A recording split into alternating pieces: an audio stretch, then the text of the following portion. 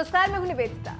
बंगाल फतेह करने के लिए जहां बीजेपी निकल पड़ी है, वहीं अब टीएमसी खुद को बचाने के मोड में है, बाय हुक और बाय क्रुक। यानी कि बंगाल में टीएमसी को कुछ भी करना पड़े वो करेगी, लेकिन बंगाल में बीजेपी का परचम नहीं लहराने देगी। इसकी एक बानगी हमने गुरुवार को देखी, जब बीजेपी अध्यक्ष जेपी नड्डा के काफिले पर पत्थर बरसाए गए, लाठियां चलाई गई और अब इस सब के बाद तो बीजेपी टीएमसी के खिलाफ और ज्यादा आक्रामक मोड में आ गई है। और इसी के चलते फैसला लिया गया है कि अब बंगाल में टीएमसी को चैन की नींद सोने नहीं दिया जाएगा। बीजेपी अध्यक्ष के बाद अब देश के गृह मंत्री बंगाल के दौरे पर आएंगे। जी हां, अमित शाह अब एक बार फिर बंगाल के दौरे पर आने वाले हैं और उनका ये बंगाल आने का सिलसिला अब लगता है जैसे चुनाव तक तो जारी ही रहेगा। खबर है कि अमित शाह 19 और 20 दिसंबर को बंगाल के दौरे पर रहेंगे। यहां पहुंचकर पार्टी कार्यकर्ताओं को संबोधित करेंगे, पार्टी के अन्य कार्यक्रमों में हिस्सा लेंगे, बैठकें करेंगे। गृह मंत्रालय बीजेपी अध्यक्ष के काफिले पर हुए हमले को लेकर गंभीर है। अमित शाह ने हमले की निंदा की है। उनके अलावा सरकार के तमाम बड़े मंत्रियों और बीजेपी नेताओं ने इस पर चिंता जाहिर की है। गृह मंत्रालय ने हुए हमले की राज्यपाल से रिपोर्ट तलब की है।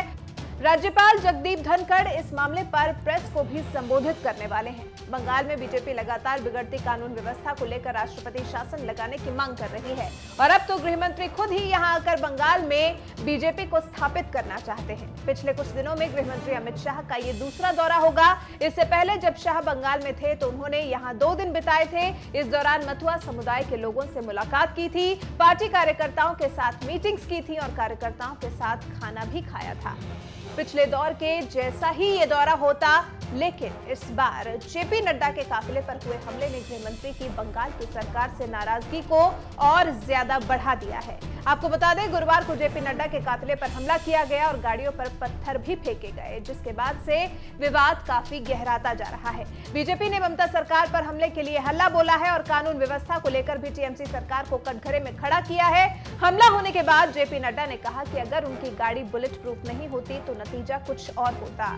वहीं इस हमले पर ममता बनर्जी ने भी पलटवार किया है। ममता बनर्जी ने इस हमले को नौटंकी करार दिया है और कहा है कि जब इतनी अधिक सुरक्षा है तो कोई कैसे घेरे में घुस सकता है। ममता ने आरोप लगाया है कि सुर्खियों में बने रहने के लिए ऐसा किया जा रहा है। अब तो देखना ये दिलचस्प होगा कि गृह मंत्री के 19 और 20 दिसंबर के दौरे के दौरान ममता सरकार का कैसा रुख दिखाई देता है।